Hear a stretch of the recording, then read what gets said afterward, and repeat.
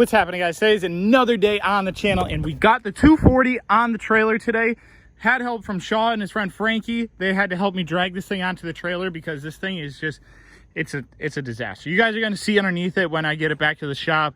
The exterior is just one part of it. I should probably put the hood in the bed because it's going to fly out, but we'll do that.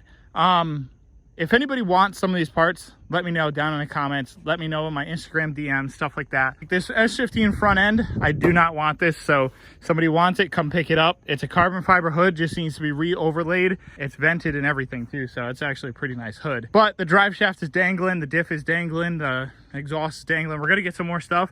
But let's go ahead and get back to the shop so we can actually dig into this thing and start doing some of the stuff that we actually need to do. So let's go at that. What'd you say, Eric? So there's a rainbow outside. We got Miatas everywhere. So many Miatas. And we got a big Miata right here. So the 240's on the trailer over there. What we're doing right now is we're going to finish up with this offset rack spacer. I'm not going to film it on camera. We're just going to do it. So on this one where you have to cut this end off it, cut the inner tie rod just a little bit more, and then we're gonna be able to put the steering all back together and it'll be straight enough so that I can do a quick alignment and then get the car back out of here so we can pull the 240 in. Then we can start taking apart some stuff off of that. Like I said, we need the diff, we need the exhaust, we need the drive shaft. Eventually what I'm gonna do is I'm gonna take the subframe out and I'm gonna put the subframe into this, put all new bushings and everything in it, because this subframe doesn't allow this toe here to be at the right angle. Yes, I could get a drop knuckle to allow that to work right, but I'm just going to use the actual 240 rear subframe to do all this stuff. So we're going to eventually put that into here too, and then we're going to swap this subframe into the other car and so on and so forth. But let's go ahead and do that stuff first, and then we're going to go ahead and bring the other 240 in. Okay, so now that the steering is all set up, it's enough so that I can move the car in and out like I said in the last video. So the wheels are still a little bit off to the front. They're a little bit towed into the front. So we're going to have to fix that, but I cut the tire, the inner and the outer, as much as I could that I felt actually safe with. So we're good with this for right now. We're going to move this thing out. We're going to bring the 240 in, and then we're going to start taking some stuff off it, cleaning it up a little bit, and then just really seeing how bad everything is on it, and then what our plans are for the future for it. So let's go ahead and move this thing outside. We're going to go and we're going to turn the steering wheel all the way to lock, and I know it's going to hit the tension rod and stuff like that, and it's not going to hit the rear of the chassis, the frame rail at all, but that's something that we have to look at later on. What happens when you graduate high school? So what is this? What's happening here? So this thing's stuck on here. It's not going anywhere. So instead of the tractors like, you know, down, everyone else, we got a Miata. So we're gonna try to pull this thing off with the Miata. It should work. Eric's gonna film for me here. Got you. There you go. I wish I could see what's going on. It's okay. You don't have to see.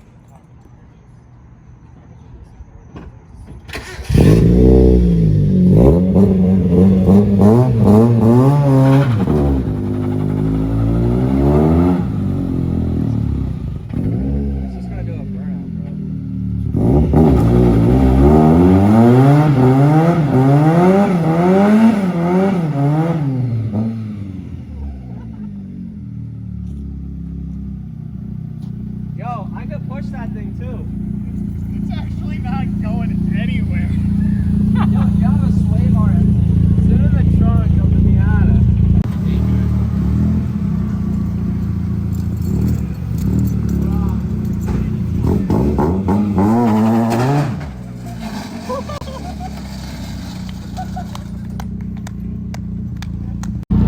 Okay, so in the last clip, I wasn't actually recording, my friend Eric was, but we snatched it off here. Kind of feel like I broke something on the Miata, but hey, the Miata still looks okay. Now we're gonna take the 240, we're gonna swap out the rear wheels here so it's a little easier to push, put some air in the front ones if there isn't air in the front ones, and then we're going to push it over to the shop so that we can actually start working on it and get it on a lift.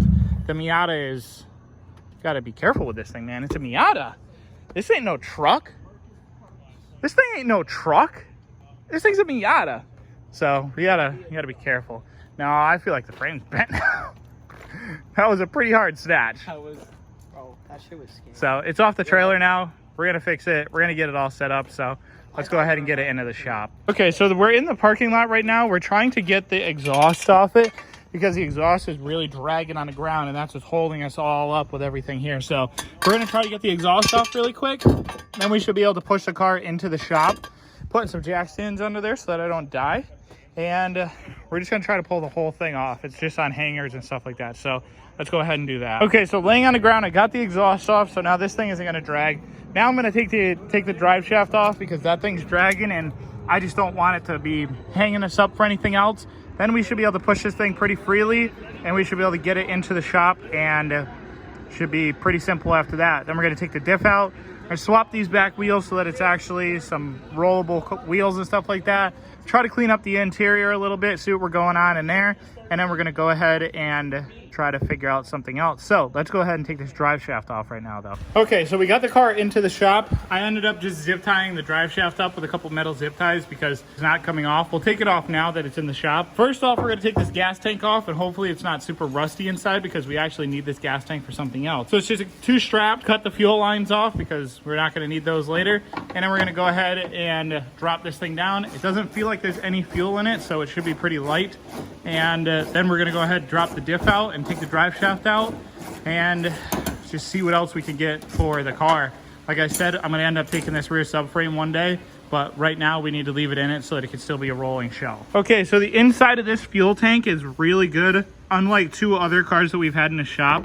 So there's a 240 over there, we one on the lift up there, boom, right there. That thing needs a fuel tank, and that's what this is for. So one day we're gonna swap this fuel tank with the one that's in there. Right now, Connor's putting the straps back up. The fuel pump assembly is just kind of dangling there. He almost nailed himself in the face. Now we're gonna take out the diff right here, along with the drive shaft, and then we're gonna see what else we can start making look a little bit better. And we're gonna put two tires on the rear so that we can actually push this thing around. Looking at this side here, it looks like they just boogered up the welds right here. And they put some spray foam in there, which is great. Yeah, sick. That's exactly what you want to put in your quarter panel. So I really want to take this body kit off, but I want to do it in a way that's not going to completely destroy the car.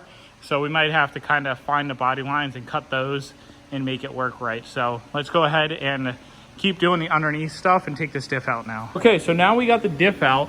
Now what we're gonna do is we're gonna drain all the fluid out. We're gonna pop the rear cover off. I'm actually probably gonna keep this rear cover because this is the bigger rear covers for my diff. And then what we're gonna do is we're gonna check and see if this is a cause two-way. If it is, this is probably gonna go in the 180, but if it isn't, then we're just gonna hold it off to the side and we'll just have another open diff that we can figure something out for. So I already have another welded diff. It's in a box. Yeah, so then we're gonna have 3 welded diffs. Maybe I'll just weld this up and then somebody else can come and get it. So we're gonna check this right now. Damn, bro, Jordan pipes. Nice pipe, Jordan. Got a curve at the end, I'm sorry. So, okay, the piece de resistance. It kind of looks like it's just a viscous. I wanna rub my face against that. So, I grab the light from up above and check to see if this is just a viscous. And since it probably is, yeah, it's just a viscous. So we're not going to use this for anything. We're just going to kind of keep it off to the side for something. I'll probably either sell it or something like that, but I'm definitely going to keep this rear cover because this holds like an extra half a quart or something like that. So that we're going to keep, and then we're just going to do something else with this. I have another cover to make it a full diff again, but we're just going to leave this off to the side so that we can have something else, whatever.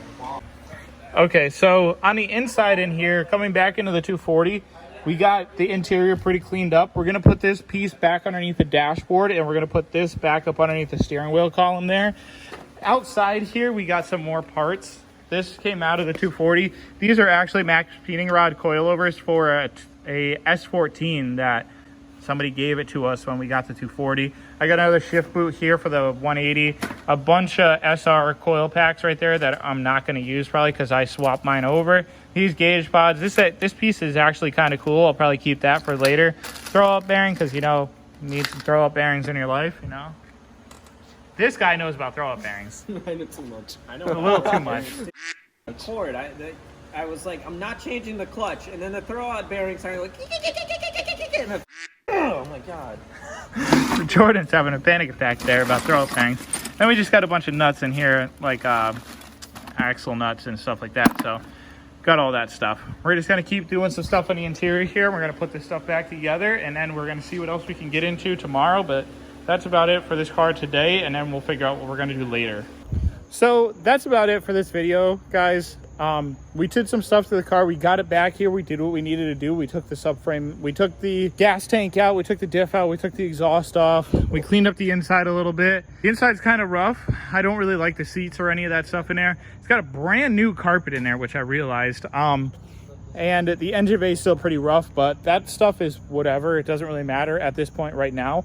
We're still gonna try to figure out what we're gonna do with this thing. As of right now, it's kind of up in the air. I don't want it, but I do want it. I don't really see a future for this car because it's just too beat up for me.